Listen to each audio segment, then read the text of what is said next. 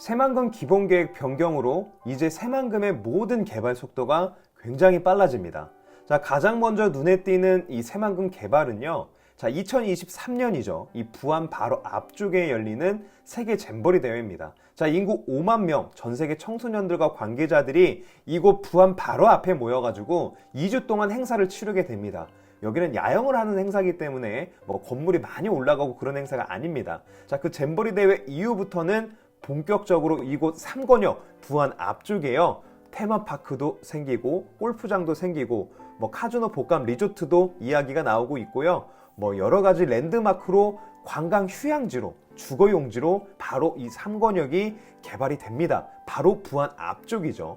그 바로 앞쪽을 바라보고 있는 뭐 개화리, 의복리, 장신리, 백년리의 땅값은요. 앞으로 정말 좋아지게 될 건데요. 이곳에 땅을 갖고 계신 분들, 또 이곳에 땅을 사고 싶어 하시는 분들 점점 사기 어렵고요. 팔기가 더 어려워질 겁니다. 갖고 있는 사람은 더 올라갈 것 같아서 팔기가 어렵고, 사고 싶은 사람은 좋은 땅인데 땅값이 계속 비싸지니까 사기가 어려워지게 될 겁니다. 자, 여러분, 이 새만금은요, 과거 30년 동안 솔직히 많이 비참했습니다. 기초공사 계속하고 있고 눈에 띄는 거 없고, 이 주변의 환경 파괴로 부안 인구는 18만에서 5만까지 줄었습니다. 여러분, 과거 30년 정말 속상하고 비참했지만 지금 새만금은요, 현재의 새만금은 점차 이 개발이 눈에 들어오면서 무언가 눈에 띄고 있다는 게 확실하게 보입니다. 이제 지금부터 시작해서 부안으로 그 떠나갔던 이 18만 명의 인구가 다시 돌아올 수 있는 그 마중물 역할이 바로 이 부안 앞쪽부터 시작이 되게 된다는 겁니다.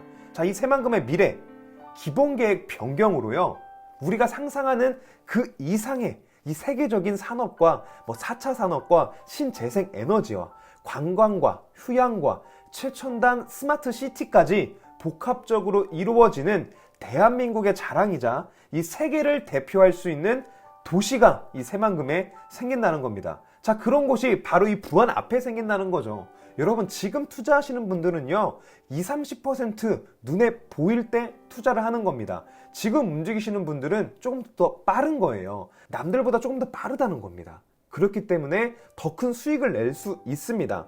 가능성이 적을 때, 무언가 움직임이 적을 때 잡으시는 분들, 그 기회를 잡으시는 분들은 수익을 더 많이 낼 수 있다는 거죠. 자, 개발이 진행이 됩니다. 뭐 2023년 스마트 수변도시 이제 부지공사가 끝나고 뭐 그곳에 뭐 건물이 올라가고 이 부안 앞쪽도 건물이 올라갈 때, 그때 이 개발이 5, 60, 7, 80%가 진행될 때 그때 투자하시는 분들 당연히 수익은 줄고 땅값은 비싸가고 살 수 있는 땅이 계속 작아지는 겁니다. 1권역과 2권역은요, 앞으로도 계속해서 매립을 해야 돼요. 기본 기초공사가 아직도 진행이 되고 있다는 거예요. 하지만 이 3권역은요, 기초공사 거의 다 끝났고 매립공사 거의 다 끝났고 2023년부터 시작해서 잼버리 대회가 끝나고 나면 본격적으로 이제 신천지가, 신세계가 이루어지는 곳이 이 바로 3권역 부안 앞쪽인 겁니다. 여러분, 오래 걸리지 않습니다. 2023년입니다. 잼버리 대회가 끝나고 나면 개발 시작되죠. 2022년, 내년이죠.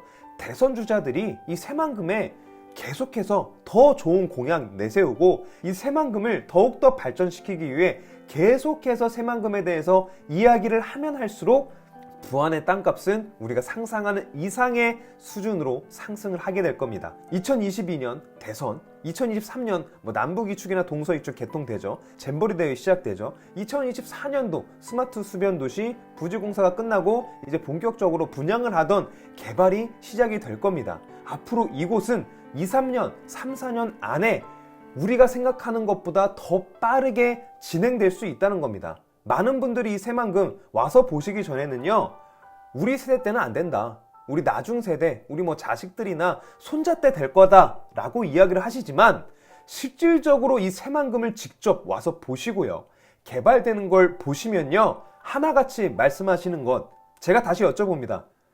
진짜로 이 새만금이요, 자식 때나 손자 때 될 것 같습니까? 라고 제가 고객한테 물어보면요, 하나같이 하는 말이 자기가 생각했던 것보다 더 빨리 될 것 같답니다.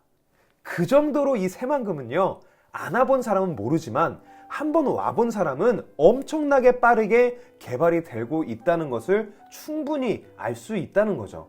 자, 이 부안 쪽에 개화리, 의복리, 장신리, 백년리 가장 먼저 집가 상승할 겁니다. 이 부안에서 가장 핫한 곳이고 새만금을 마주하고 있고 앞쪽 라인에 있기 때문에 가장 먼저 집가 상승되는 거 당연합니다. 자, 여러분, 부안 전체 모든 지역도 집가가 이 앞쪽 라인을 서서히 따라가면서 앞쪽 라인이 올라가면 뭐 부안 전체 지역도 조금씩 올라가고 계속 앞서거니 뒤서거니 하면서 똑같이 따라가게 될 겁니다. 여러분, 냄비에 불을 가하면 그 불을 가하는 가운데 부분부터 물이 끓기 시작을 하지만 결국에는 그게 확장돼서 냄비에 있는 물이 전체가 다 끓게 되는 겁니다.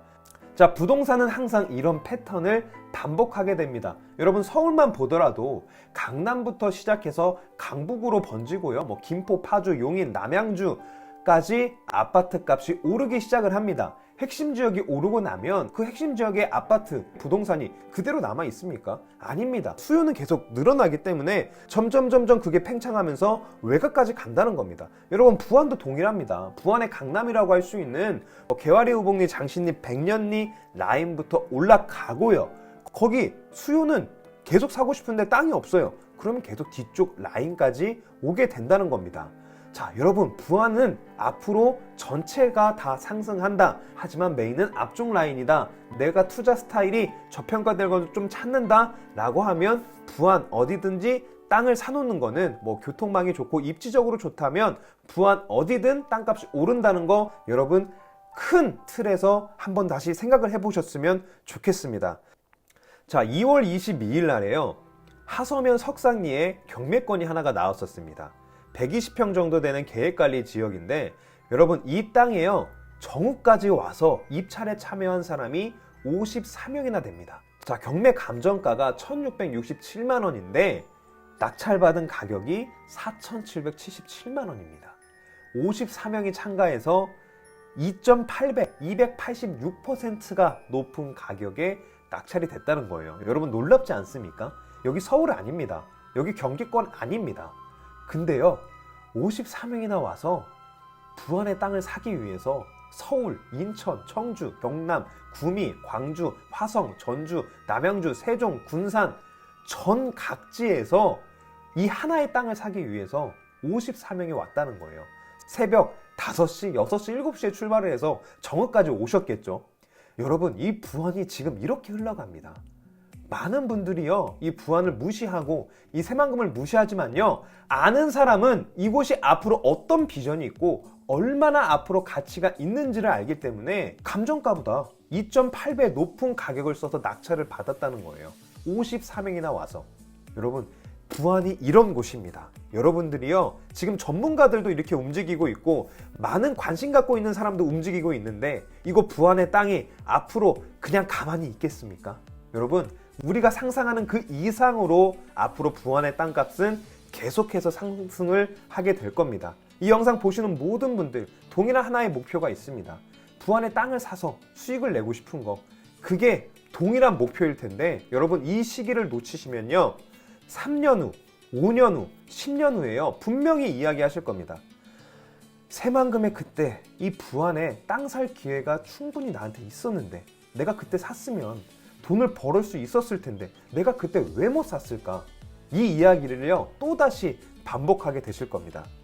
자, 여러분, 오늘 이 영상을 통해서 여러분들이 결단을 하시고요, 부안으로 오셔서 이 부안보안관과 함께 이 새만금의 비전과 부안의 비전에 대해서 함께 공유하고 좋은 땅, 이 돈 벌 수 있는 땅 찾아드리겠습니다. 여러분, 부안에서 뵙겠습니다. 감사합니다. 부안보안관이었습니다.